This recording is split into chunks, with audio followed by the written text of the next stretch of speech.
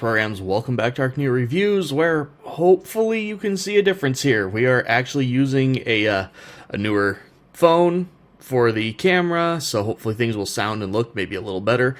I know that I'm seeing a lot more frames in my viewfinding. We'll see what this is like when I actually get done with rendering and stuff. It does seem to be a little more aggro with the autofocus, but at the same time better with it, so we'll see how this goes.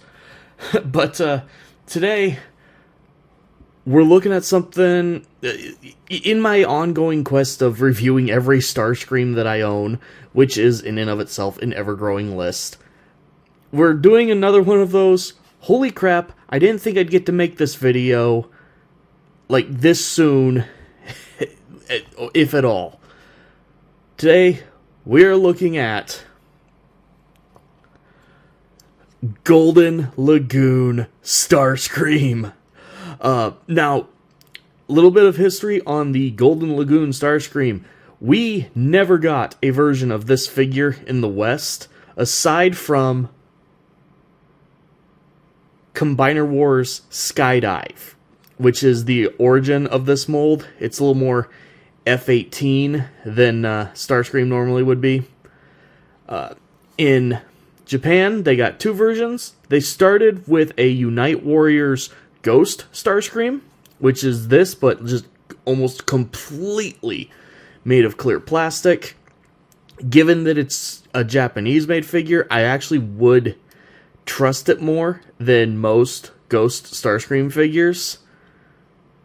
But instead, I ended up going for the Golden Lagoon version. Now, before anyone starts screaming, because there's a lot of people that do this, and we're going to go over this, before someone starts screaming, gold plastic syndrome, gold plastic, no. Shush. Stop it. Get some help. This guy does not have to worry about gold plastic syndrome.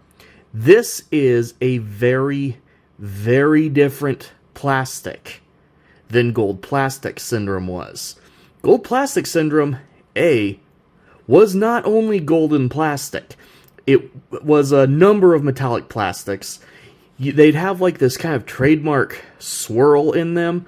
Bionicle collectors will remember what I'm talking about, because all of our, Metro Nui figures with that same, it mostly was silver with them. All those pieces are crumbling. I had some of them crumble within like months of getting the figure when it was brand new. Still salty about that. This, as you can see, it's just kind of a yellowy, goldy color. It's got a little bit of, it looks like it's got some glitter in it. So no gold plastic.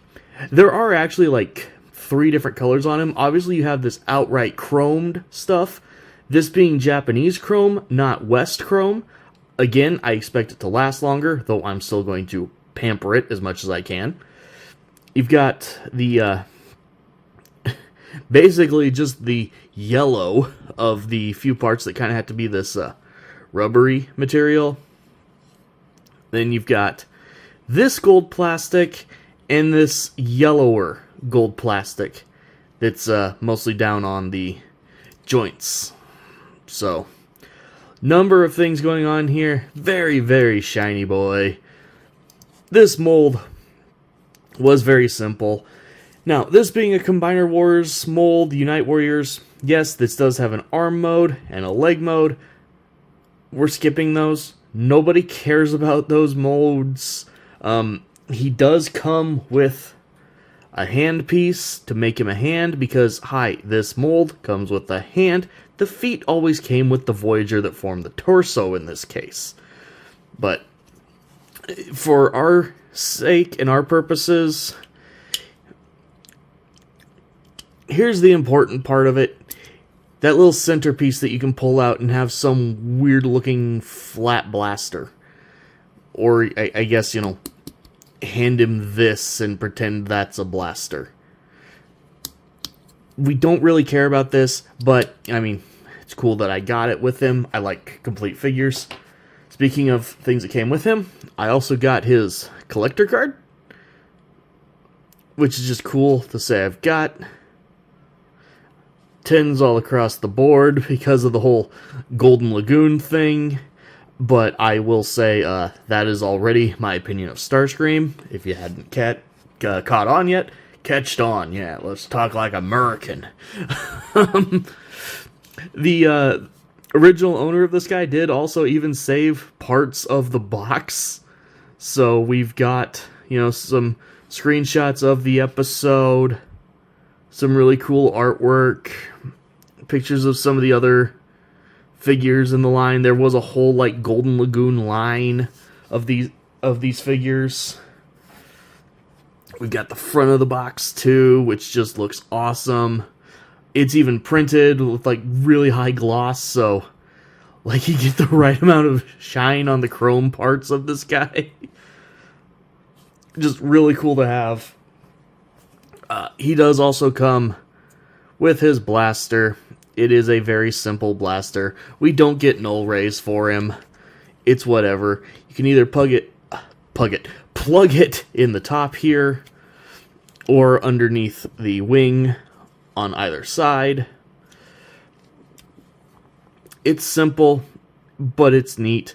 There is actually like some kind of natural variance in the gold chrome, because you can see like this more orangey spot here and these more like almost silvery spots.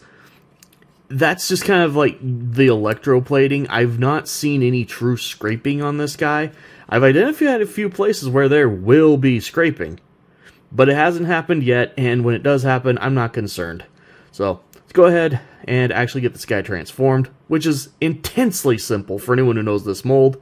Start by folding up these tail wings right there. Come to the sides here, and easier to see here, you can see there's a slot going into the not even attempted to be hidden arm.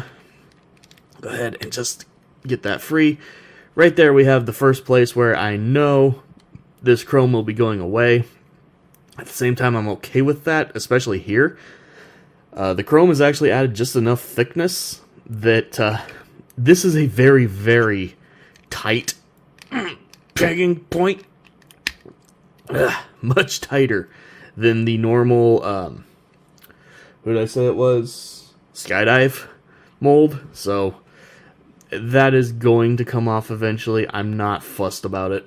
It will make him easier to deal with. Come under here, fold open the, well, really, what are his legs, shins? Really, you're supposed to fold the back open first, but I find it easier just to start at the front. Back will pop free. Go ahead and bring these sections up. And make sure that when you're done, you've got these slots facing back so that these can come up and tab in. But right before we do that, we've got second spot of identified guaranteed chrome scrapage. And again, the chrome... Oh yeah, there we have like the one little spot where we have some confirmed scrapage. Really doesn't matter to me. Again, in that spot, it's not going to be enough to really ruin the look of the guy, but it will make it so I can transform him without feeling like he's gonna snap, because good lord, that is tight. Come to the back here, and this part likes to fight me. Come on. Come on, I know you do it. I know I don't have to move something else first, but we're going to. There we go. These little nubs stick on, well, notches go over the nubs there. It's a pretty tight fit on this guy, but there's no chrome in that spot, so that's not what's causing it. It's just tight. Go ahead, bring the nose, this section down, then fold this up. You've got 2 slots, 2 tabs. So, tab all that together. As you can see, we took the wing sections here and folded them down. You see this extra little hinge here. I go ahead and just shift the shoulders up.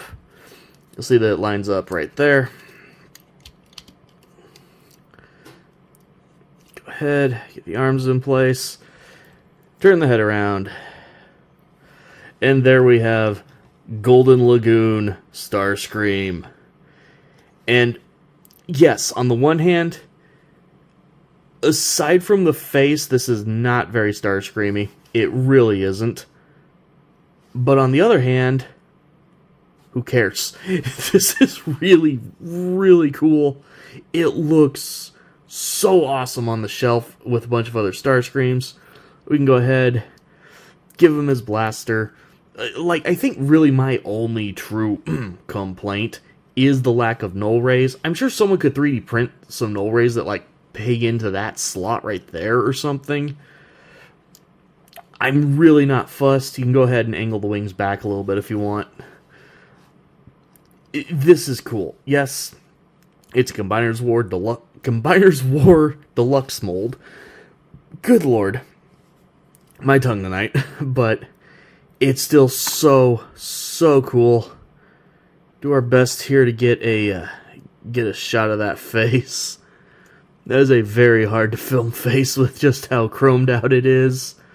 The chrome is actually doing a nice job of, you know, keeping the ball joint nice and tight. Bit of wiggle, some up and down, full rotation. Yes, we're doing the posability part now. Let's see here. You know what? I never even noticed before with this mold, because I like the actual skydive I actually mostly use as just an arm sticking off of my Galvatronus. Never realized his arms go out. Oh, no, no.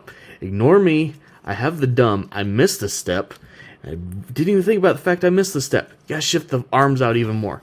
Okay, go back. Hey, look. Wow, he's awesome. Look at him. Ooh. Okay, now that we actually have his arms in the right place, the arms do rotate. Never mind. They go out that far. Bicep swivel. Oh my god, professional here. Like 91 degrees of bend at the elbow. He does have a waist joint there. Ball joint in the hips. He kicks forward all the way. He can kick back all the way. He can do most of the splits. Mushroom peg there for the thigh rotation. Not quite 90 degrees at the knee. Slight molded tilt at the feet. And see, actually, this reinforces, like, yeah, it makes some null rays that go in right there. That would work even better now that I've not got him screwed up. But yeah, either way, this is a really, really awesome figure. I can't really do a big go out and get it because it's not the easiest thing to go and get. You do have to be kind of obsessed with whatever character you're collecting to get this thing. We have already very, very well established. I am, in fact, quite obsessed with Starscream. So, to me, this was absolutely worth it. I'm stoked to have it. It's a neat mold. Go get the skydive if you don't have it. It's a fun combiner limb of the that whole era. So, thank you guys for watching, and as always, I'll see you next time.